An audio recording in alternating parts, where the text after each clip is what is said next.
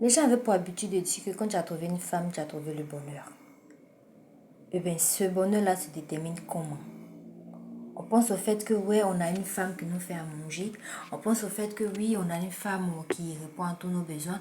Lorsqu'on lui dit quelque chose, elle ne répond pas. Une femme obéissante, une femme vraiment serviable. Est-ce que vous voyez? Mais au jour d'aujourd'hui, comment est-ce qu'on peut définir ce thème? Quand tu trouves une femme, tu as trouvé le bonheur. J'aimerais savoir si au jour d'aujourd'hui, en fait, une question que je vais devoir détailler. Est-ce qu'au jour d'aujourd'hui, un homme qui a trouvé une femme a trouvé le bonheur? Et cette femme-là qui est celle qui se contente de travailler, de répondre, de dire que oui, oui, oui à tout ce que son mari demande. On voudrait qu'il y ait aussi dans les foyers des femmes qui, lorsqu'elles parlent, leur homme, leur mari, tiennent compte de leurs propos, tiennent compte de ce qu'elles disent, tiennent compte de leurs affirmations, tiennent compte de leurs suggestions. On a connu des familles, on a connu des grands hommes qui, aux côtés d'eux, il y avait des femmes, c'est-à-dire celles-là même qui les poussent à réaliser, celles-là même qui leur donnent des idées. Et vous allez bien voir, il y a des hommes qui ne peuvent pas quitter leur femme, leur première femme. Ils peuvent avoir plusieurs relations dehors, ils peuvent avoir plusieurs conquêtes dehors, mais celle qu'ils ont pris, qu'ils ont mis à la maison, ils ne pourront jamais la quitter. Et bien pourquoi? Parce que cette femme-là, c'est souvent, on le dit dans notre langage, c'est sa femme de bonheur. Quand on dit que c'est sa femme de bonheur, c'est pas que peut-être dès qu'il a connu la femme, les portes se sont ouvertes pour lui. Ou bien il est resté là comme ça et puis le ciel a ouvert pour lui les éclus des cieux. Il a rencontré le bonheur de grâce en grâce. Souvent les femmes apportent ce qu'on appelle un soutien émotionnel, un soutien moral. Il y a des femmes vraiment à qui un homme doit parfaitement tout. Il y a des femmes comme ça, leur évolution, leur réussite, que ce soit en entreprise. Eh bien, femme, tu es celle-là même qui parle et que ton mari écoute. Femme, tu es celle-là qui doit te dire oui. Même si je parle, je suis dans un foyer où mon mari, c'est de la dictature. Il faut que moi aussi je me lève et que je fasse quelque chose. Ce que vous ne savez pas, c'est que vous êtes des exemples pour vos filles. Vous êtes des exemples pour vos petits-enfants à la maison. Ces jeunes enfants, ces jeunes filles-là qui grandissent en ayant à l'esprit que chez nous à la maison, c'est mon papa qui fait tout. Chez nous à la maison, c'est mon papa, quand il parle, nous tous on tremble. Mais maman, quelle est la place de maman? Et quand elles grandissent, elles veulent aller de l'avant et se disent que non. Voici comment papa se comporte avec maman. Malgré que maman est respectueuse, malgré que maman est gentille, malgré que maman est soumise, voici comment papa se comporte avec maman. Est-ce que vous voyez? Est-ce que ce comportement du père envers la mère est un exemple à suivre pour les jeunes garçons à la maison? Est-ce qu'on doit se dire que ouais, ma maman, elle était obéissante, mon papa criait sur elle, maman était obéissante, elle disait pas mot, quand il parle un, elle dit pas 10. Donc ma femme là, quand je vais parler un, si elle parle 10, c'est qu'elle n'est pas une femme sérieuse. Non. Sachez très chers parents que nos comportements, nos actes, quel que soit ce que nous faisons, que ce soit envers autrui, envers les étrangers ou bien envers les membres de notre famille, les enfants copient cela. Ça reste dans notre tête et on grandit avec cela.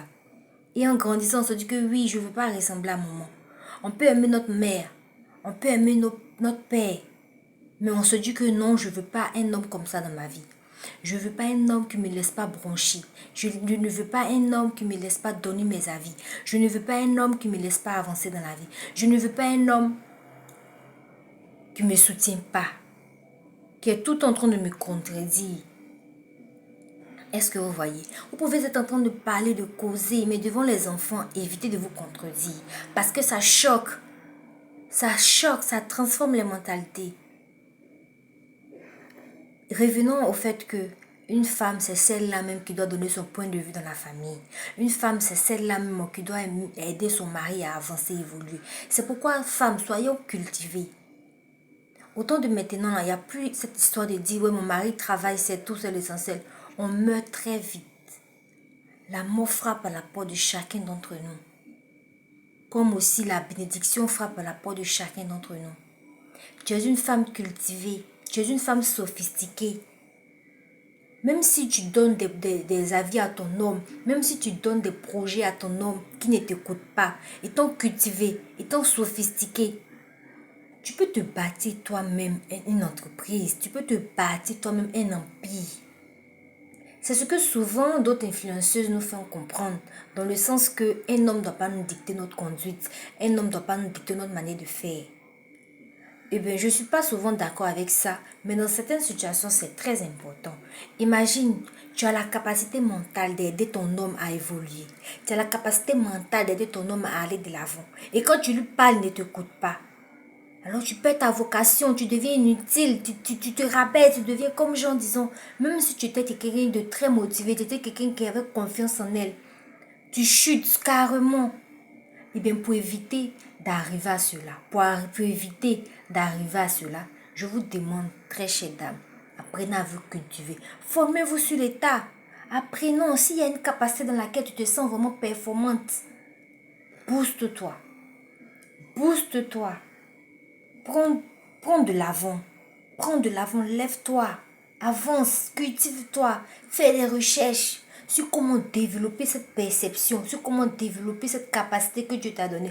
Nous avons tous en nous quelque chose de très fort et très puissant que nous pouvons développer et emmener à devenir un empire et conduire cela à devenir vraiment un empire, un gage ou bien quelque chose de vraiment extraordinaire. Parce que ce que nous ne sommes pas, nous sommes un exemple pour la jeune génération. Un enfant de 4 ans, 5 ans. Moi, par exemple, ma fille, elle m'observe. Tout ce que je fais, elle répète. Je l'ai compris cela très vite. Tout ce que je fais, elle m'observe. Et ça, c'est très important. Surtout les petites filles, elles copient vraiment beaucoup tout ce qui se passe à la maison. Soyons braves, soyons fortes. Ne laissons pas nos enfants prendre des exemples sur quelqu'un d'autre dehors. Il faudrait que les exemples de nos filles, nos enfants soient nous-mêmes notre vécu. Voici un peu ce que je voulais partager. Et s'il vous plaît, chers hommes, écoutez-nous, ayez une oreille attentive à ce que nous disons. C'est vrai que tout le monde n'est pas pareil. Il y a des femmes intelligentes, il y a des femmes qui ont besoin d'être formées, d'être éduquées, d'être enseignées, d'être encouragées pour pouvoir réveiller leur intellect, pour pouvoir réveiller leurs capacités intellectuelles. Et si elles sont avec vous, elles recherchent souvent le réconfort, ce que dans leur famille elles n'ont pas reçu, ce que dans leur entourage elles n'ont pas reçu. Lorsque vous venez vers nous, nous avons besoin que vous nous boostez, nous avons besoin que vous nous encouragez en fait. Est-ce que vous comprenez? Parce que les deux mains se lavent ensemble, dans le foyer, les deux mains se lavent ensemble. Si tu veux qu'on dise de toi que tu es la femme qui a fait réussir ton homme, écoute les enseignements, écoute les enseignements des femmes qui font ce qu'on appelle le développement personnel, les femmes qui boostent certaines femmes. Il y a des communautés de femmes dans lesquelles quand tu rentres, tu ne peux plus sortir parce que tu reconnais que c'est ce qui te manquait, tu reconnais que c'est ce qu'il te fallait en fait pour pouvoir avancer. Alors ce que j'avais à vous dire, c'est un peu ça. Nous devons évoluer, nous devons changer les mentalités. Parce qu'il faut comprendre que un homme avec qui tu vis, qui ne t'écoute pas, qui ne met pas en pratique, pas que ton mari doit être ton lèche-botte. Ça, je ne soutiens pas ça. Je veux dire que il faut que tu aies un homme qui t'écoute. Et s'il ne t'écoute pas, lève-toi. S'il s'agissait peut-être d'un projet, lève-toi. Prends tes économies et lance ton projet. Lance tes idées. Si vous êtes des femmes, des amis entre vous, mettez votre projet à exécution. Il faudrait que cette réalisation-là prenne vie. Même si ça ne réussit pas, que vous tombez, vous chutez, relevez-vous. Ce matin, j'ai eu à cœur de faire ce sujet parce que je ne sais pas s'il y a quelqu'un qui a besoin de l'entendre. Si vous l'écoutez, partagez, donnez aussi à vos collègues, à vos amis. Il est très important de s'entraider en tant que femme parce que c'est ce que les hommes font. Quand deux hommes sont ensemble, ils mettent les projets à exécution, ils le réalisent, ça chute. Ils ne vont pas venir te dire, chérie, j'ai mon projet, mon ami, ça a chuté. Quand ils ont mal, les hommes, ça reste dans les cœurs. Rares sont ces hommes-là qui partagent leur douleur. Alors pourquoi cela ne peut-il pas être possible aussi pour nous les femmes? Pourquoi ne pas nous soutenir? C'est sûr. Bonne chance.